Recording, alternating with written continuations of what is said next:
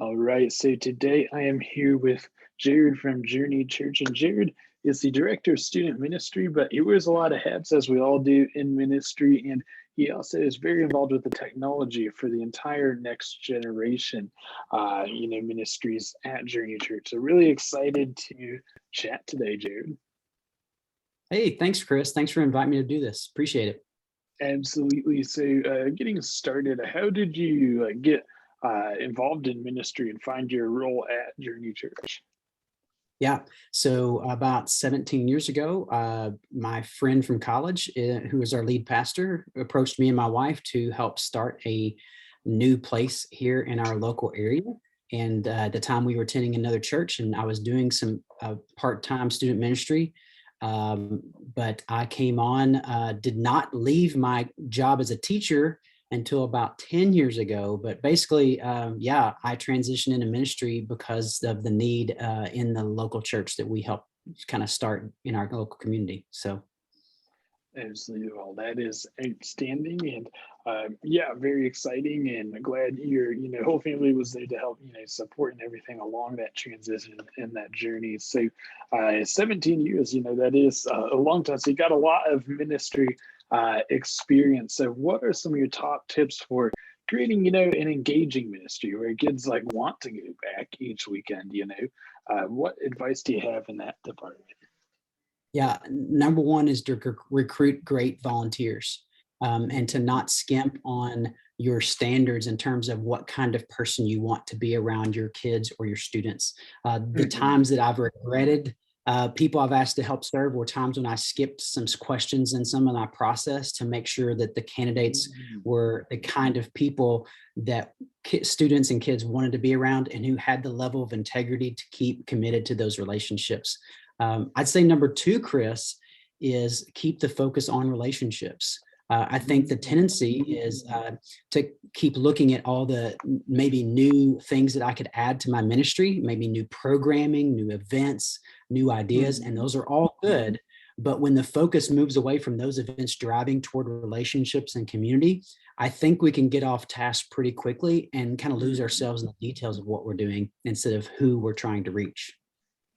Absolutely, cannot agree more. Relationships are, the most important thing in ministry, and it's kind of like the North Star of ministry is, hey, relationships. That's how we minister. That's how we, build our church family and spread the gospel. It's all through relationships. So, yeah, there are so many things you can go do. It's very easy to get distracted from relationships and.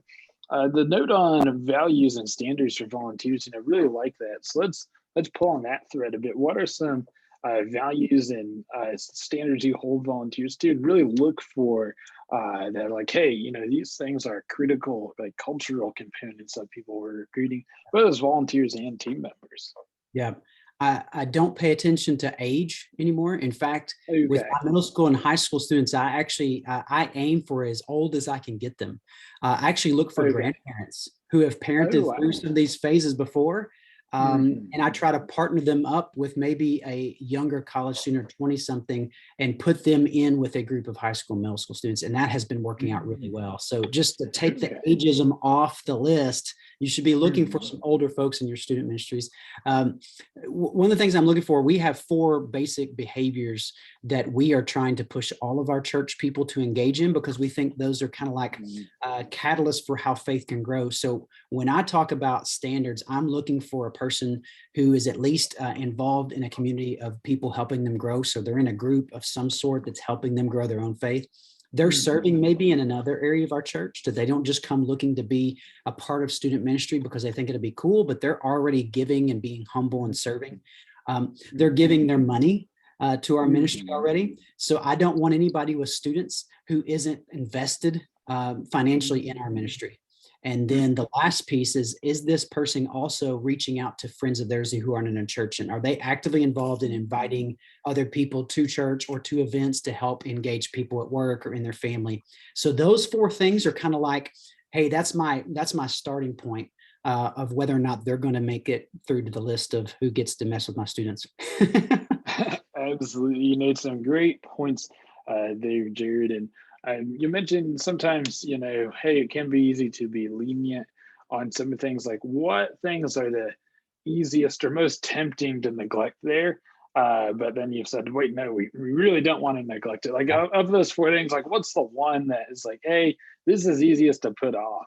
Yeah, the one that's hardest to have a conversation about is about giving and money, because that seems to be the most uncomfortable thing to ask about. The other three seem to be pretty easy in our culture to ask about. So when I get to the money section, again, I'm not looking at a volunteer and saying, hey, you got to be perfect at all of these.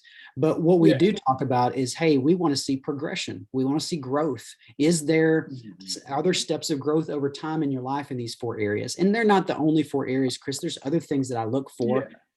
Do they ever set aside time with God to read the Bible and pray on their own? Are they the kind of loving person that can be loving to a middle schooler when they're at their worst? Like there's a temperament thing involved there too. But usually when you find those four things, the group, the giving, the serving, and the inviting, the other things are along there as well.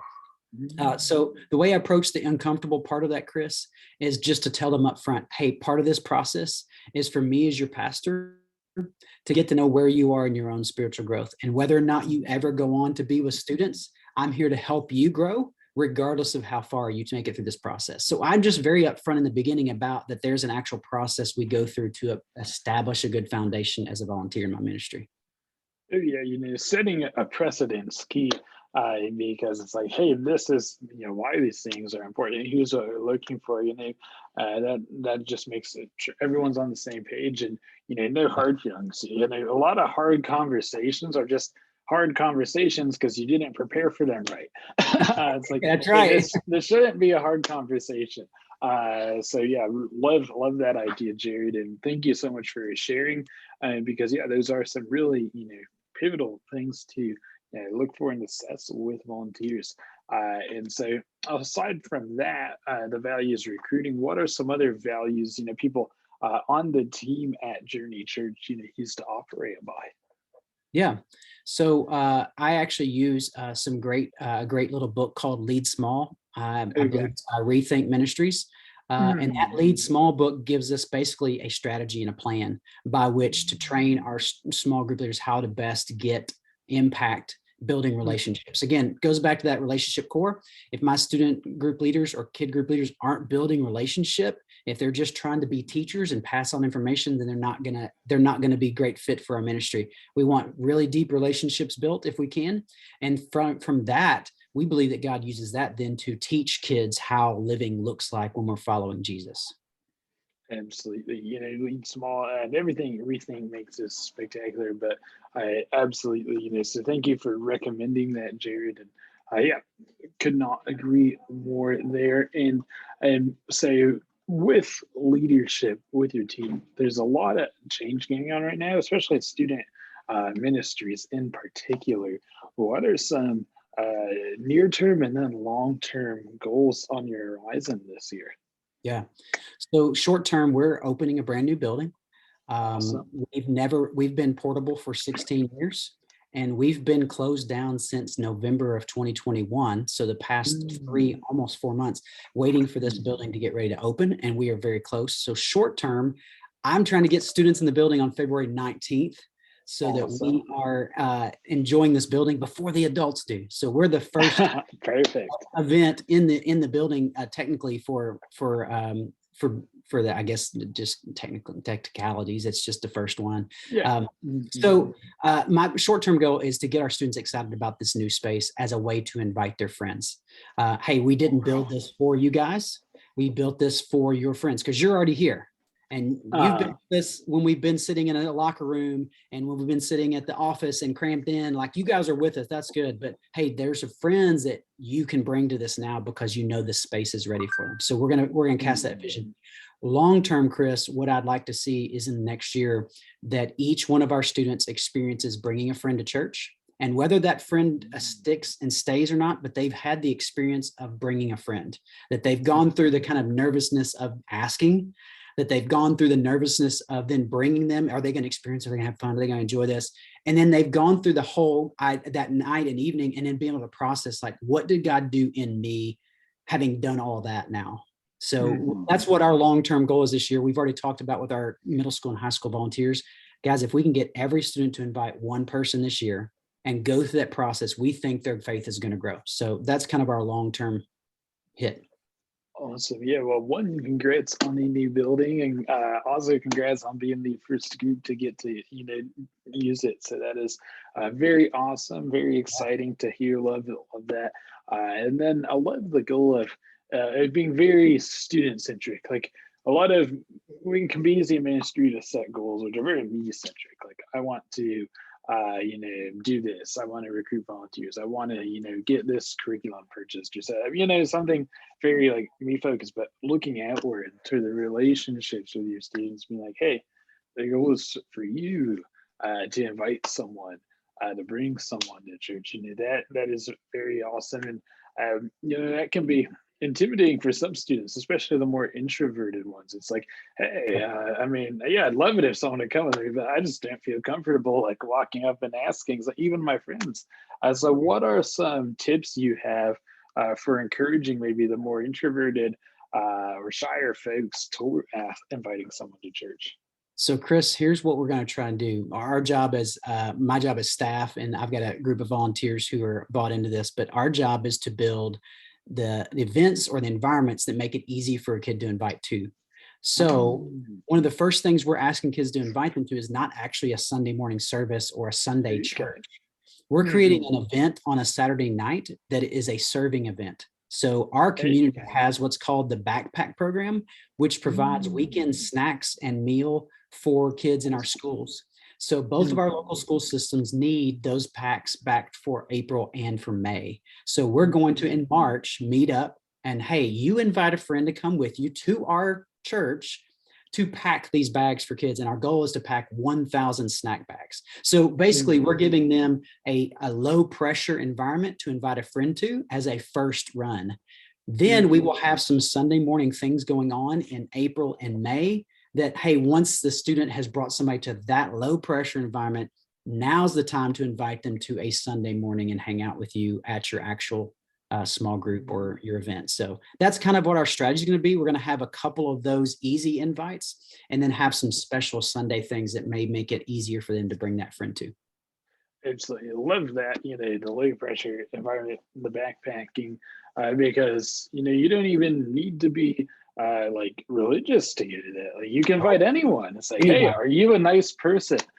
Do you want to help kids in our community? Hey, soccer team, come help us pack. It'll take 10 minutes, right? So yeah, awesome. That's what we're shooting for. Yeah, well, one is great because it is low pressure, and it's better time-wise because it's like, hey, if I'm a teenager and I'm not going to church, why would I want to get up on Sunday morning? It's like, hey, Saturday night, I planned on doing something. Right. So yeah, that is brilliant, Jarrod, and love that idea. So we'll definitely share that with a lot of partners because that is a great way, and a great way to reach people on more of the edges of faith. It's like, hey, remember this? Yeah, it's at a church, but it's not like a church service or anything. It's a great way to invite people that are maybe shying away from faith or want to learn more but haven't taken those steps to see what it's all about. Chris, we're not going to do the whole bait and switch. We're going to try to, that night is going to be about serving. So while I may pull them to a side to talk to them as a group, what I'm going to be talking about is the importance of us as a church leading the way and serving our community. Like that's what Jesus did. And I'm not making a knock on you if you're not a Christian, but I'm saying, hey, we as a church, we're going to be the first ones to step forward to serve. So hopefully it helps an outsider see what we're about and just to test the waters, but there's no pressure for them to feel like they have to jump on board and be a part of what we are, who we are. Yeah, could not agree more. Because if you do more of a bait and switch, then that's not very authentic, and then you're kind of pushing them away. So it's really like, hey, how do we follow through on keeping this about serving the community and showing them what a Christian is? Because a lot of people that are on the fringes of faith are reluctant to get involved with a church. They might just, a lot of it, from what I've seen personally, is it comes from misalignment with what a Christian is. Yep. There's an archetype of a Christian that are, some people who happen to be Christians, but they're not exactly living like Jesus would if he was here today. Yep. So yeah, the serving is fantastic. And so you've shared a ton of good advice over the last, several minutes here, Jarrod. Got a lot of notes and stuff. But what other like super important pieces of advice would you want to share with student ministry leaders? Yeah, my biggest one that I've learned the hard way, Chris, like you said, I've been in this for a while, and I've been doing ministry since I was in college. So that's a good long time. But I've learned that you cannot replace relationship with Jesus with ministry. Like I thought transferring from going to teaching to be able to spend all my time in ministry was going to like solve a lot of internal faith issues for me. And it was going to answer a lot of things. And it was going to give me more time to really delve into faith. And it's still a job.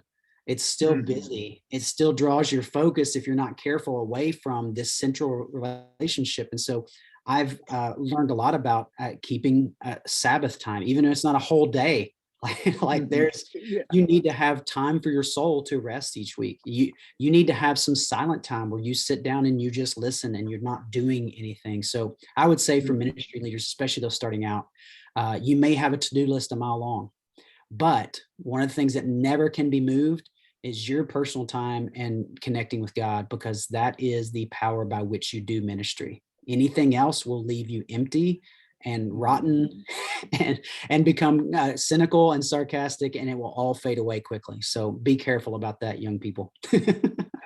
Absolutely. The Sabbath, reflection, meditation, all very, very, very important. And like you said, ministry, a role of ministry is a job.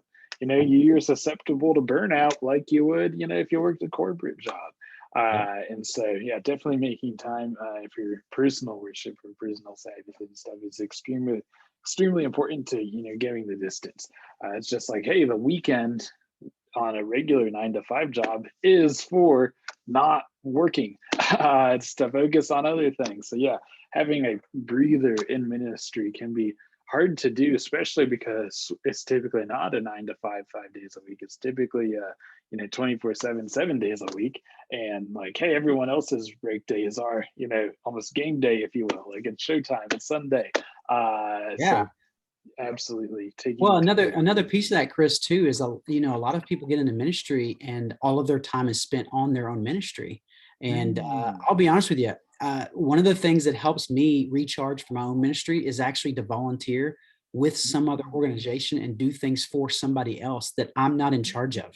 And I know that sounds crazy, but if you think about it, I'm asking teachers and doctors and nurses and lawyers to come give their time on Sunday to my ministry. And so I think part of what keeps me refreshed for doing my job is to go serve somebody else that I'm not in charge of. And I just serve their organization or serve their goals. So that has actually been a good, helpful thing I've learned. Absolutely. Yeah, and the context shift's key. So like what ministries or folks do you like to volunteer with to get, a fresh break? Yeah, I've got a good relationship going. There's a homeless ministry here in town, and while I don't volunteer like it's consistently per month, but I'm often doing a couple things per year that help keep my mind on the homeless in our area. And then there's a place called Needline, which is basically a food pantry. And so I'm volunteering there probably once a quarter just to get in there and see what they need and what they're doing. And I'm not in charge of, again, I'm just going to, hey, what do you guys need today? So that's been helpful to keep fresh. Yeah, absolutely. And those are, outside of student ministry. So great suggestions for anyone listening is also in a next gen ministry role. It's like, hey, you could definitely help out at a food pantry in your community, help out at a homeless shelter. Lots and lots of opportunities. So, thank you again, Jarrod, for sharing so much. It was great chatting, great advice shared, a ton of notes, and I appreciate everything you do. All right. Thank you so much for inviting me. Absolutely.